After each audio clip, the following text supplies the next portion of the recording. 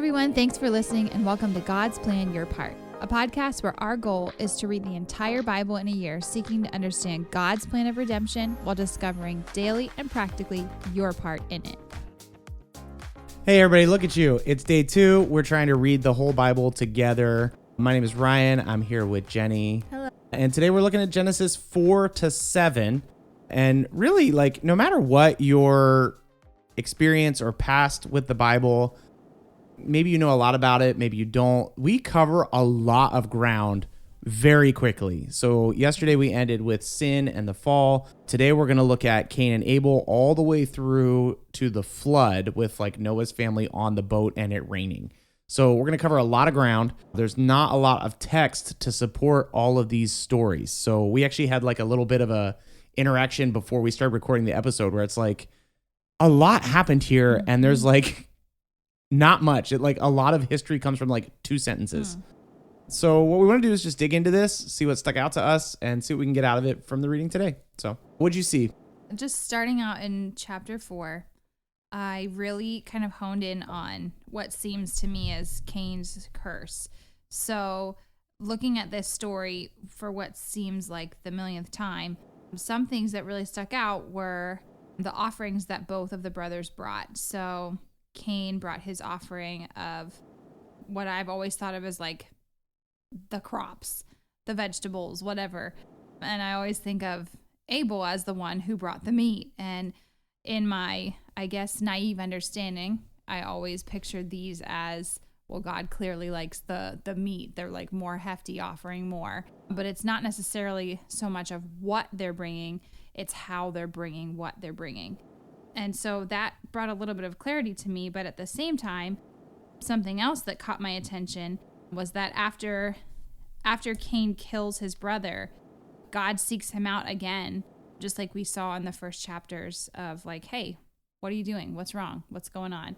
As if he doesn't know, but it kind of just brings Cain to this moment of needing to own up to what his heart has been up to.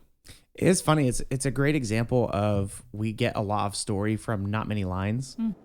That is a common thought that what Abel brought was better because it was like a living animal. Right. But our idea just comes from chapter 4, verse 5. But for Cain and his offering, he had no regard. So this is God. Actually, you could back up. Abel brought the firstborn of his flock and their fat portions, and the Lord had regard for Abel and his offering. But for Cain and his offering, he had no regard. So Cain was very angry. There's a lot happening behind the scenes. So there's a lot of things we don't know about. But apparently, Cain has not been living a life that is honoring to God. And that is evident when he comes to God to give an offering. And God's like, hey, your heart is messed up. What is going on? And then you see the fruit of Cain is just that there's sin upon sin upon sin. And it just descends further and further and further to where we get this Lamech guy who's literally just walking around bragging about how violent he is. And so you get this really interesting thing happening. Culture, these guys are building cities. Cain's offspring are building cities. They're becoming greater. They're becoming more influential, but at the same time, they're becoming more and more and more sinful. And it creates kind of this dark picture of what the world is like. Almost prideful within their promise. Exactly. And so chapter 4 ends with this song, basically, where Lamech's running around singing about I kill people and I kill them a lot. Or kill them without consequence. Exactly. It actually reminds me of just a child. Well, I know I can get away with this, so I can do whatever I want, and I don't care the mercy that's come before. So chapter 4 ends with this short little. To Seth also a son was born, and he was called his name Enosh. At that time, people began to call upon the name of the Lord. So there is this dark period of time, but the end of chapter 4 kind of brings this short little highlight, and people started to notice and pay attention to God because a lot of time has passed. So in chapter 5, you basically get these genealogies that are 1,000,000 years long. They're very old individuals. And it is baffling to me. I don't get it. I actually asked earlier, did they have a different understanding of what a year was? And to that, Ryan said, probably not. Well, it's possible. There's a couple different things. One is the language could be interpreted incorrectly, and that they didn't actually live to be 900. That's one possibility. Another possibility is that they, in fact, did live to be 900 out of some weird possibility. There is like this ancient text that lists kings. So not a Christian thing, just like an ancient old Near Eastern thing. And they list their kings as like 900 years old, 600 years old, 800 years old. So that is Sumerian history that basically supports that like ancient royalty, you just expanded how long they lived. Basically, you lied about how long they lived. So it's possible that that is present here. Another very clear possibility is that the world was different. Like it had never rained before. People were living in like a unique way of life that we have no context for. And so it's possible that actually people's genes lasted longer. Their biology was more vibrant. And they, in fact, did live to be as long as what the Bible says. And so there's a couple different takes on this.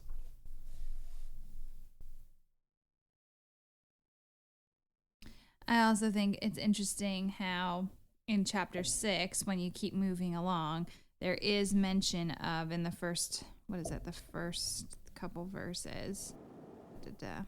Verse 3. It says God announces, or excuse me, the commentaries here says that God announces that because of the immoral nature of people, so people like gradually become like more and more sinful, their days shall be 120 years. Yeah. And we were talking about how that could be no longer will they exceed. You're not going to live that long anymore. Right. But it could also be that the flood is coming in 120 years. It could be like God saying, hey, it is so evil.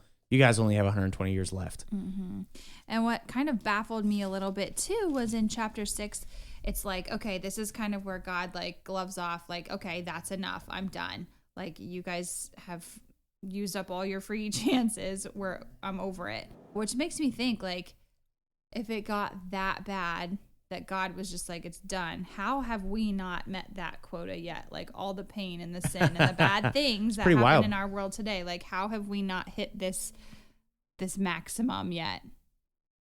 Yeah, I mean, I think it's another good context is this is just a couple chapters. We have no idea how much time and what happened in that time. And we have a picture of time because you can see like the genealogy and the timelines. Like it's like thousands of years. Yeah. But it doesn't say much about what it was like other than people became more and more and more and more sinful. It becomes obvious that God looks at the world and is like, hey, this is not good. Now, when you think about this in like real world terms, like how does that impact your view of God? It's pretty easy to read over this and be like, why do I want a relationship with that guy? Perhaps one helpful way to look at that is that God actually does care about humanity and he cares about it enough to actually have a standard.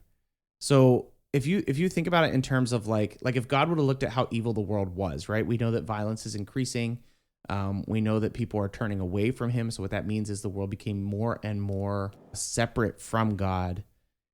I think it is helpful to know that there is a point where God's like, hey, this is crazy. Like this has to stop. Because if God actually looked at the world and was like, oh, this is cool. Like, I'm glad that they're killing people. Like, that'd be like, what?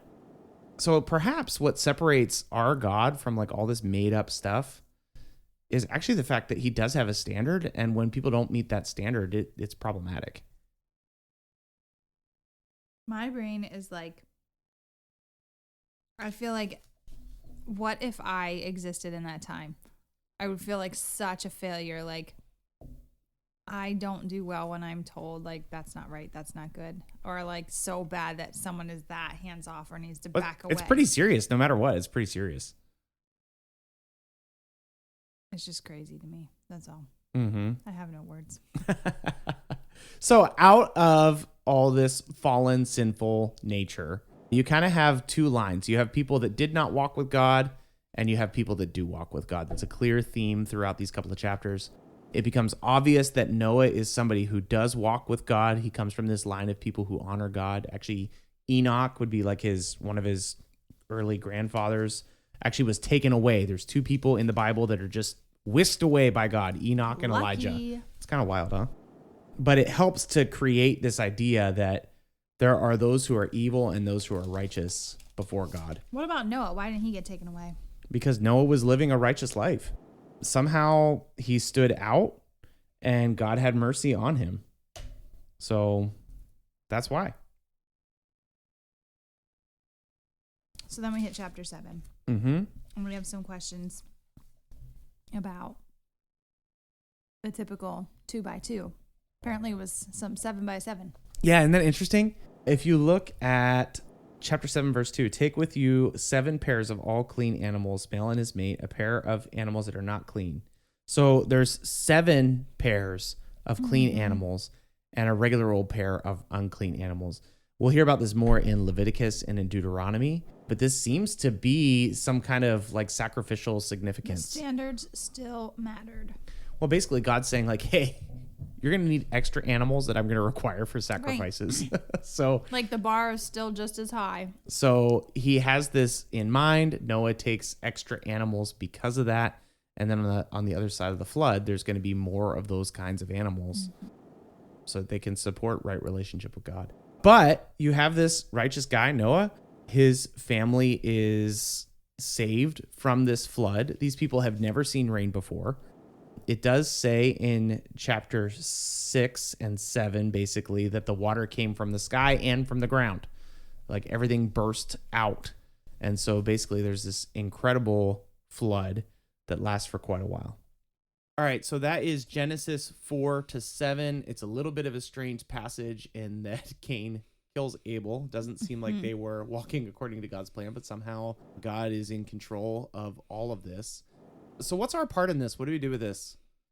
Well, I think your part in Genesis 4 through 7, we see this story where Cain brings his gift with a heart that's not right. And I think that's so easy for us to do as well. So my kind of takeaway for our part is like, you're not fooling anyone, myself included, especially with God, when we don't get right with him and we're just like walking through pretending like just doing all the right motions, like Cain and his gift. His gift wasn't accepted by God because he wasn't in a good place. His heart wasn't in a good place.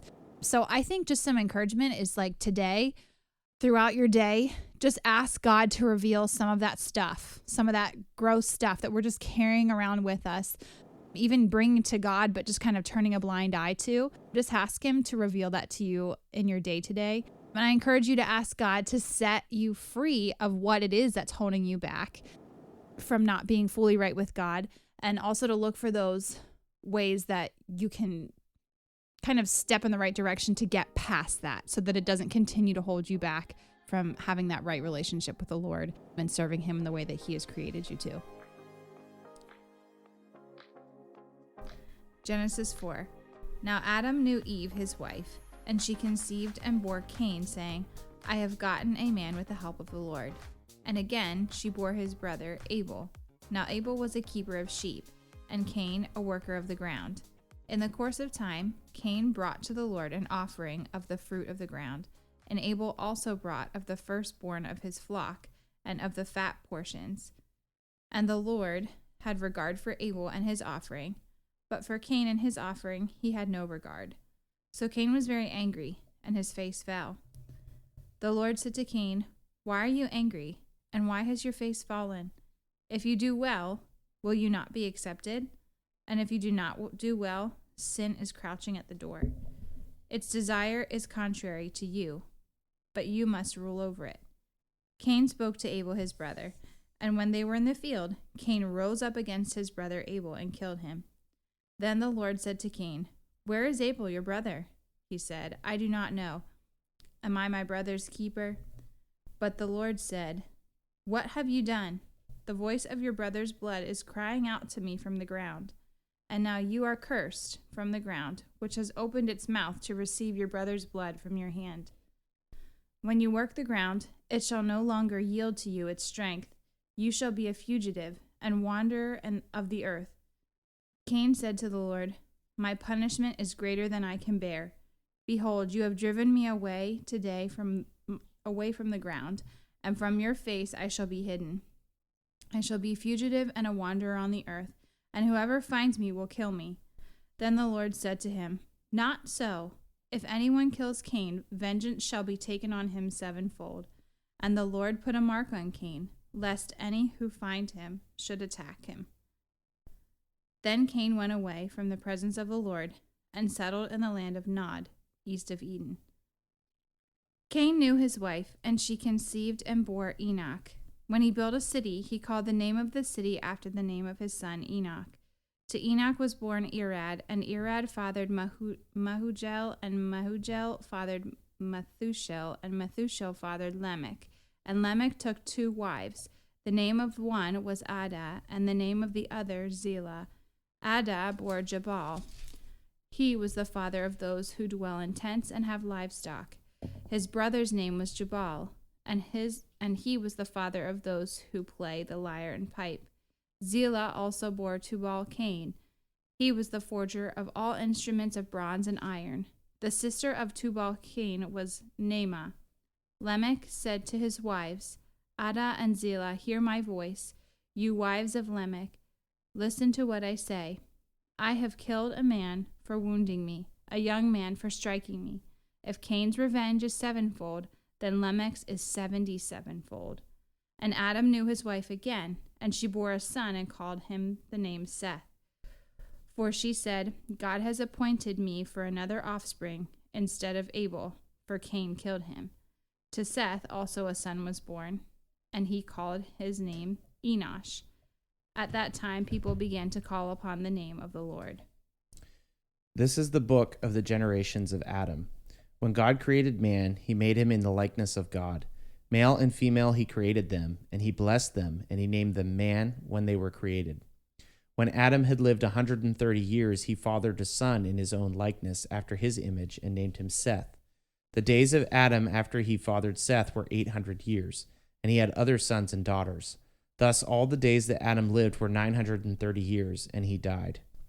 When Seth had lived 105 years, he fathered Enosh.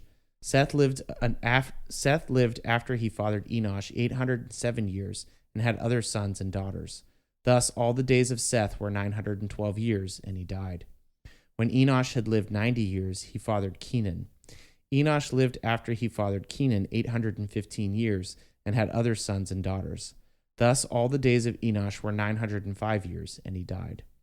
When Kenan had lived 70 years, he fathered Mahalalel. Kenan lived after he fathered Mahalalel 840 years, and had other sons and daughters.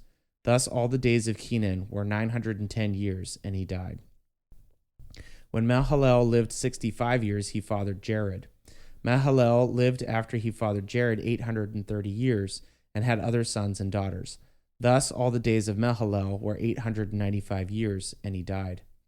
When Jared had lived 162 years, he fathered Enoch. Jared lived after he fathered Enoch 800 years, and had other sons and daughters. Thus all the days of Jared were 962 years, and he died. When Enoch had lived 65 years, he fathered Methuselah.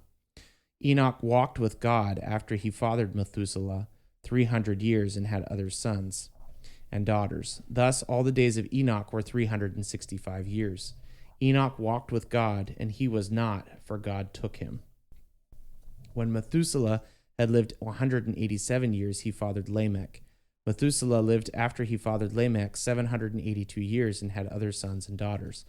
Thus all the days of Methuselah were 969 years, and he died. When Lamech had lived 182 years, he fathered a son, and called his name Noah, saying, out of the ground that the Lord had cursed, this one shall bring us relief from our work and from our painful toil of our hands. Lamech lived after he fathered Noah 595 years, and had other sons and daughters. Thus all the days of Lamech were 777 years, and he died. After Noah was 500 years old, Noah fathered Shem, Ham, and Japheth. When man began to multiply on the face of the land, and the daughters were born to them, the sons of God saw that the daughters of man were attractive, and they took as their wives as many as they chose. Then the Lord said, my spirit shall not abide in man forever, for he is flesh. His days shall be 120 years. The Nephilim were on the earth in those days, and also afterward, when the sons of God came in to the daughters of man, and they bore children to them. These were the mighty men who were of old, the men of renown. The Lord saw that the wickedness of man was great in the earth, and that every intention of the thoughts of his hearts was only evil continually. And the Lord regretted that he had made man on earth, and it grieved him to his heart. So the Lord said, I will blot out man, whom I have created from the face of the land, man and animals and creeping things and birds of the heavens, for I am sorry that I have made them. But Noah found favor in the eyes of the Lord. These are the generations of Noah. Noah was a righteous man, blameless in his generation. Noah walked with God, and Noah had 3 sons, Shem, Ham, and Japheth. Now the earth was corrupt in God's sight, and the earth was filled with violence. And God saw the earth, and behold, it was corrupt, for all flesh had corrupted their way on the earth. And God said to Noah, I have determined to make an end of all flesh, for the earth is filled with violence through them.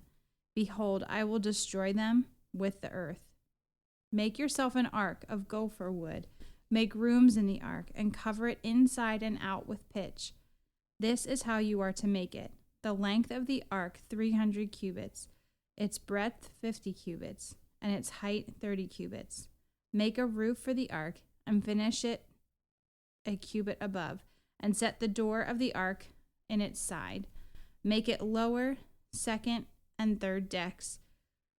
For behold, I will bring a flood of waters upon the earth to destroy all flesh, and which is the breath of life under heaven. Everything that is on the earth shall die. But I will establish my covenant with you, and you shall come into the ark, you, your sons, your wife, and your sons' wives with you. And of every living thing of all flesh, you shall bring 2 of every sort into the ark, to keep them alive with you. They shall be male and female. Of the birds according to their kinds, and of the animals according to their kinds, of every creeping thing of the ground according to its kind. 2 of every sort shall come in it with you, to keep them alive. Also take with you every sort of food that is eaten, and store it up. It shall serve as food for you and for them. Noah did this. He did all that God commanded him. Then the Lord said to Noah, Go into the ark, you and your household, for I have seen that you are righteous before me in this generation. Take with you 7 pairs of all clean animals, the male and his mate, and a pair of the animals that are not clean, the male and his mate, and 7 pairs of the birds of the heavens, also male and female, to keep their offspring alive on the face of all the earth. For in 7 days I will send rain on the earth 40 days and 40 nights, and every living thing that I have made I will blot out from the face of the ground. And Noah did all that the Lord had commanded him. Noah was 600 years old when the flood waters came upon the earth, and Noah and his sons and wife and his sons' wives went with him into the ark to escape the waters of the flood. Of clean animals, and of animals that are not clean, and of birds, and of everything that creeps on the ground, 2 and 2, male and female, went into the ark with Noah, as God had commanded Noah. And after 7 days the waters of the flood came upon the earth. In the 600th year of Noah's life, in the 2nd month, on the 17th day of the month, on that day all the fountains of the great deep burst forth, and the windows of the heavens were opened, and rain fell upon the earth 40 days and 40 nights. On the very same day Noah and his sons, Shem and Ham and Japheth, and Noah's wife, and the 3 wives of his sons with them entered the ark. They and every beast according to its kind, and all the livestock according to their kinds, and every creeping thing that creeps on the earth according to its kind, and every bird according to its kind, every winged creature. In the 600th year of Noah's life, in the 2nd month, on the 17th day of the month, on that day all the fountains of the great deep first burst forth, and the windows of the heavens were opened, and rain fell upon the earth 40 days and 40 nights. On the very same day Noah and his sons, Shem, Ham, and Japheth, and Noah's wife, and the 3 wives of his sons with them entered the ark.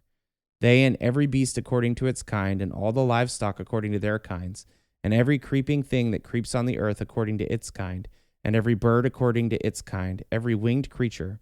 They went into the ark with Noah, 2 and 2 of all flesh, in which there was the breath of life. And those that entered, male and female of all flesh, went in as God had commanded him, and the Lord shut him in. The flood continued 40 days on the earth. The waters increased and bore up the ark, and it rose high above the earth. The waters prevailed and increased greatly on the earth, and the ark floated on the face of the waters. And the waters prevailed so mightily on the earth that all the high mountains under the whole heaven were covered. The waters prevailed above the mountains, covering them 15 cubits deep, and all flesh died that moved on the earth, birds, livestock, beasts, all swarming creatures that swarm on the earth, and all mankind. Everything on the dry land in whose nostrils was the breath of life died. He blotted out every living thing that was on the face of the ground, man and animals and creeping things and birds of the heavens. They were blotted out of the earth. Only Noah was left, and those who were with him on the ark, and the waters prevailed on the earth 150 days. Thanks so much for listening to God's Plan, Your Part. If anything stuck out to you, if you have any questions, or if you'd like to receive a Bible, you can email us at godsplanyourpart@gmail.com. Also, if you're enjoying the podcast, please consider supporting us through the link in our description. We love that you're on this journey with us, and we hope you have a great day. See you tomorrow.